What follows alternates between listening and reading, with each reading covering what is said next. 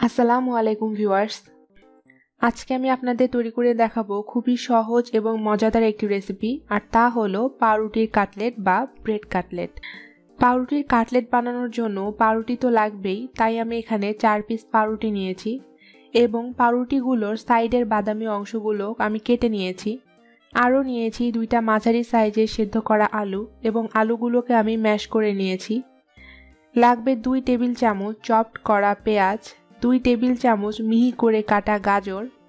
আপনারা চাইলে ক্যাপসিকাম কুচি বা আপনাদের পছন্দ মতো আরও সবজি ব্যবহার করতে পারবেন।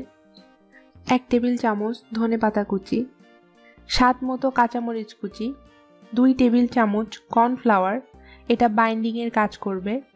নিয়েছি 1/4 চা চামচ আদা বাটা, 1/4 চা চামচ রসুন বাটা, হাফ চা চামচ গরম মশলার গুঁড়া, স্বাদ মতো লবণ এবং ভাজার জন্য তেল। প্রথমে পাউরুটিগুলোকে আমি হাত দিয়ে এমন ঝুড়া ঝুড়া করে নিব।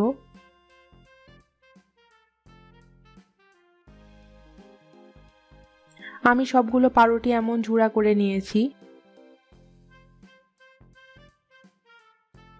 এখন আমি এতে দিয়ে দিব পেঁয়াজ কুচি, গাজর কুচি, কাঁচামরিচ কুচি, ধনেপাতা কুচি, ম্যাশ করা আলু, রসুন বাটা, আদা বাটা, কর্নফ্লাওয়ার, লবণ এবং গরম মশলার গুঁড়া।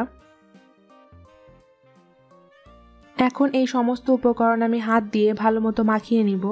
মিশ্রণটা যদি আপনাদের কাছে খুব শক্ত মনে হয় এবং হাত দিয়ে মাখাতে কষ্ট হয়, তাহলে এতে 1 টেবিল চামচ পরিমাণ পানিও ইউজ করতে পারবেন, তবে পানিটা যেন বেশি না হয়। সব কিছু ভালো মতো মেশানো হয়ে গেছে। এখন আমি কাটলেটগুলো বানিয়ে নিব। আমি সামান্য মিশ্রণ হাতে নিয়ে গোল করে নিব এবং হাতের তালুতে দিয়ে প্রেস করে কাটলেটগুলো বানিয়ে নিব।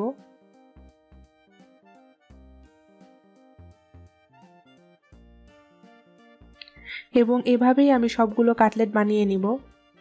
আমার সবগুলো কাটলেট বানিয়ে নেওয়া হয়ে গেছে। এখানে মোট 10 পিস মাঝারি সাইজের কাটলেট আছে।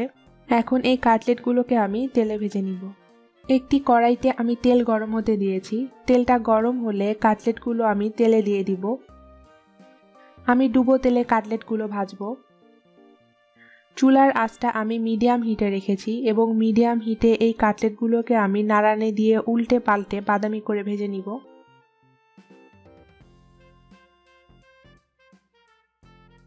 কাটলেটগুলো বাদামি করে ভাজা হয়ে গেছে।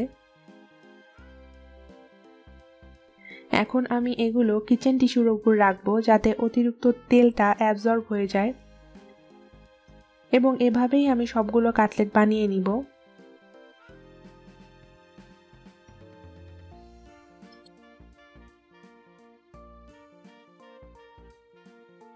আশা করছি পাউরুটি দিয়ে তৈরি এই সহজ রেসিপিটি আপনাদের ভালো লেগেছে। ভালো লাগলে লাইক, শেয়ার এবং কমেন্ট করবেন, এবং আমার পরবর্তী রেসিপিগুলো দেখার জন্য আমার চ্যানেলটি সাবস্ক্রাইব করবেন। আল্লাহ হাফেজ।